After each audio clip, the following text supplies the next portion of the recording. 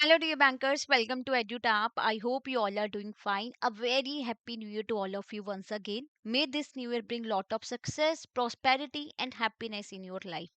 तो new year पे new गोल लेके हम अच्छे से अपनी प्रिपरेशन स्टार्ट करें टाइमली बिकॉज अभी टाइम है हमारे पास। और मई 2026 तक ना हमारी इतने अच्छे से प्रिपरेशन हो जाए कि लास्ट मोमेंट पे हमें पैनिक फील ना हो। और आज की जो हमारी सीरीज है that is jab on the go series, हम ये क्यों लेके आए हैं? द मेन ऑब्जेक्टिव इज कि कहीं से भी चलते फिरते आप 15 to 20 मिनट्स के सेशन देख के अपने एग्जाम की अच्छे से प्रिपरेशन कर पाए। We definitely understand you people are lacking time and आपके पास टाइम नहीं होता। मार्च में आपकी क्लोजिंग होगी, आप ऑलरेडी बहुत बिजी होगे और फिर क्या होता है, आपकी फैमिली कमिटमेंट्स भी बहुत सारी रहती है। तो ऐसे में टाइमली प्रिपरेशन बहुत इंपॉर्टेंट रोल प्ले करते हैं कि अभी से थोड़ा थोड़ा प्रैक्टिस अगर करेंगे तब तक कि मई 2026 तक हम अच्छे से प्रिपेयर हो पाएंगे। तो यही इस सीरीज का मेन ऑब्जेक्टिव है।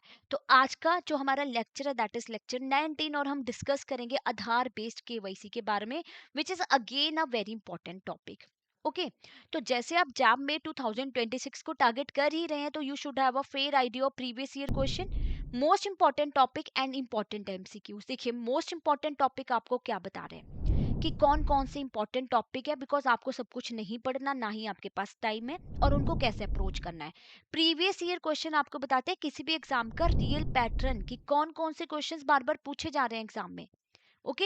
एंड इंपॉर्टेंट एमसीक्यूज की प्रैक्टिस करने से आपकी स्पीड और एक्यूरेसी दोनों बढ़ती है। तो डिस्क्रिप्शन बॉक्स में जाके जल्दी से इस डॉक्यूमेंट को एक्सेस कीजिए और अपनी प्रिपरेशन को आप और आसान बनाइए।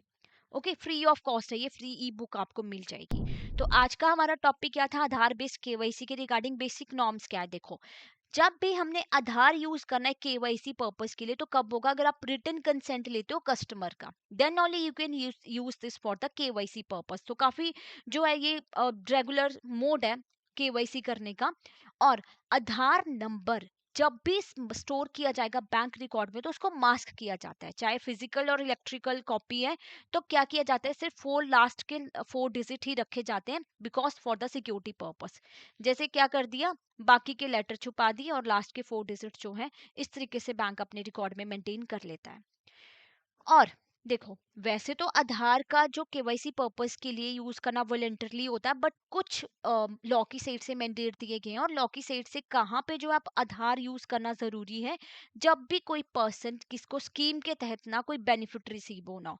जैसे किसी को एलपीजी सब्सिडीज मिलती है और गवर्नमेंट की साइड से कोई सब्सिडीज आ जाती है, तो उस केस में क्या होता है, बायोमेट्रिक ऑथेंटिकेशन मैंडेटरी होती है आधार बेस्ड केवाईसी प्रोसेस के लिए। क्योंकि यहाँ पे क्या हो रहा है, जो ये फार्मर हो गया सपोज कीजिए, या कोई और पर्सन जो पेंशनर है या गवर्नमेंट की तहत उनको कोई सब्सिडी रिसीव होती है, तो जब उनको क्रेडिट आता है ना गवर्नमेंट की साइड से, तो उस केस में बायोमेट्रिक ऑथेंटिकेशन जरूरी होती है।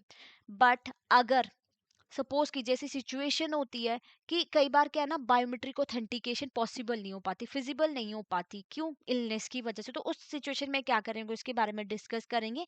बट बिफोर दैट एक और चीज पता होनी चाहिए कि जब हम बायोमेट्रिक ऑथेंटिकेशन करते हैं, आधार को जब हम यूज कर रहे हैं, तो डेमोग्राफिक डिटेल्स एंड फोटोग्राफ जो है वो प्रोवाइड किया जाता है यूआईडीआई के द्वारा। तो इस तरीके से ऑथेंटिकेशन की जाती है।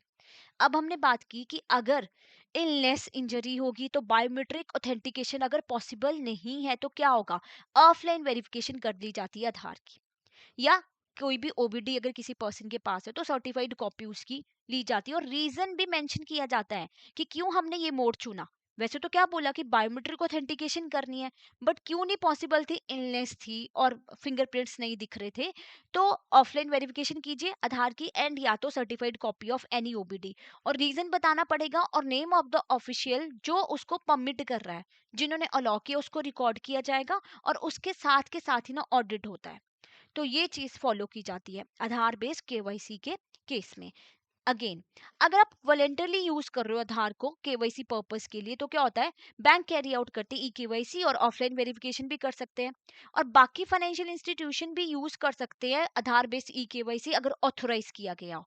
ये तो हमने पढ़ा कि मैंडेटरी कहाँ थी कि जहाँ करना, वॉलेंटरली भी कई लोग बोल देते हैं ना कि मेरा आधार आप यूज कर लीजिए ऑथेंटिकेशन के लिए।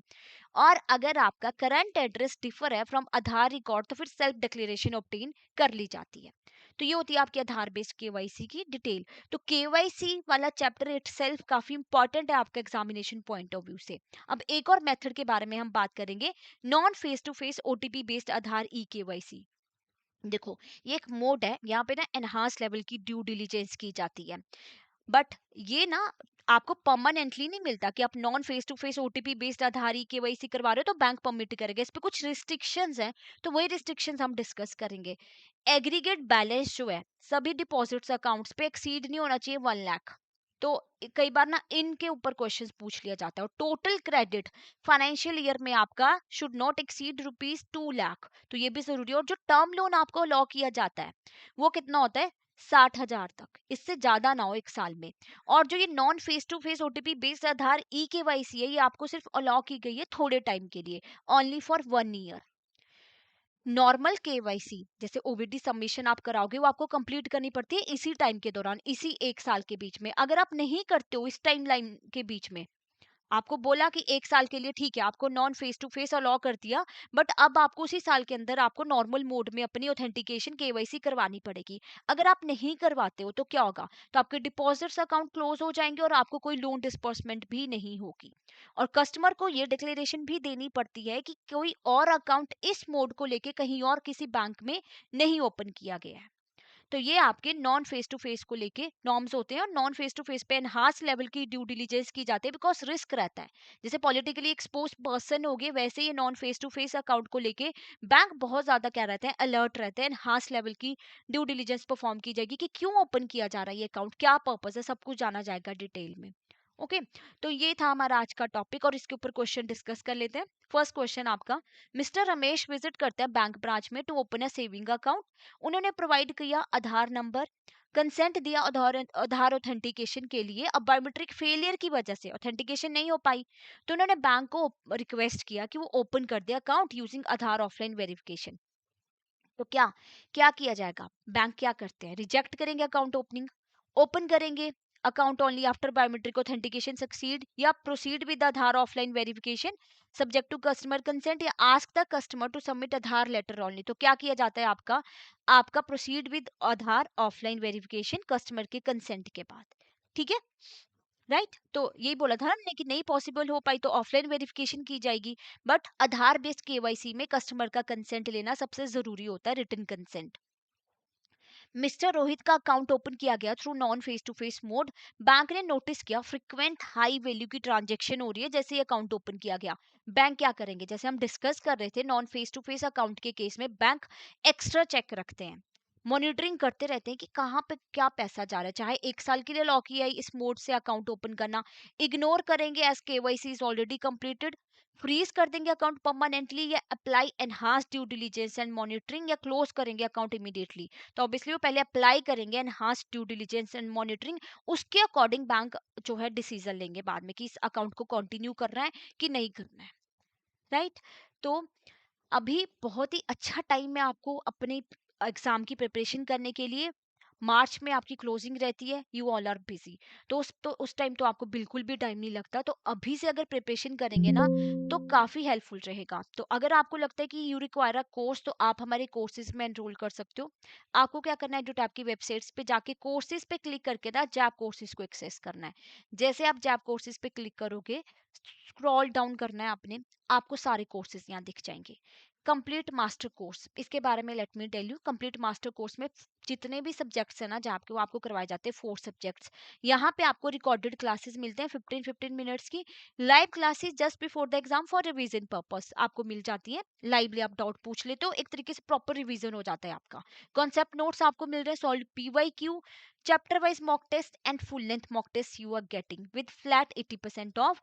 देन अगर आप चाहते हो कि इंडिविजुअल कोर्स में एनरोल करना है, देखिए, तो अभी जो ये आप फ्लैट 80% वाला ऑफर देख रहे हो ना, वेलकम आपका जो है 2680, it's valid till 3rd of January. But जब आप ये वीडियो देखोगे या जब आपको ये विजिबल होगी, तो हो सकता है कोड आपका अलग हो as per the day discount जो होगा अभी, this was on the new year occasion, right?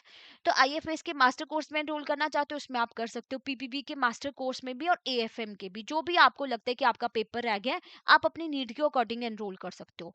और आप हमारा 3 आवर का ट्रायल कोर्स में भी एनरोल कर सकते हो। यहाँ पे आपको क्या पता चल रहा है, क्लासेस किस तरीके की होती हैं, नोट्स क्विजेस सब एक तरीके से डेमो हो गया आपके लिए, आप देखिए फिर जाके आप कोर्स में एनरोल कर सकते हो, कोई जल्दबाजी नहीं है। और इफ़ यू वांट कि आपके लाइव डाउट्स वगैरह क्लियर होते रहें, लाइव क्लासेस अटेंड कर ली जाएँ, तो वो भी आप लाइव क्रैश कोर्स में एनरोल कर सकते हो। टोटल 60 क्लासेस मिलती हैं आपको, 15 classes of each subject you are getting. 2 hours की क्लासेस रहती हैं, या तो मॉर्निंग या इवनिंग टाइम कन्वीनिएंट रहती है, आपको बैंकिंग आवर सैक्रिफाइस नहीं करने पड़ते हैं। और अगर इन केस क्लास मिस हो जाती है तो आप रिकॉर्डेड फॉर्म में बाद में देख सकते हो। कॉन्सेप्ट नोट्स आपको मिल रहे हैं सॉल्व पीवाईक्यू डिटेल एक्सप्लेनेशन के साथ, chapter wise mock test and full length mock test you are getting.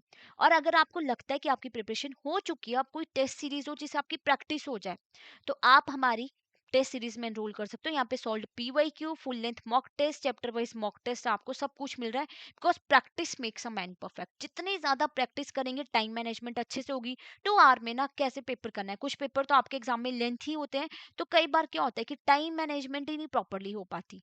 तो टेस्ट सीरीज आपके लिए काफी हेल्पफुल हो सकती है।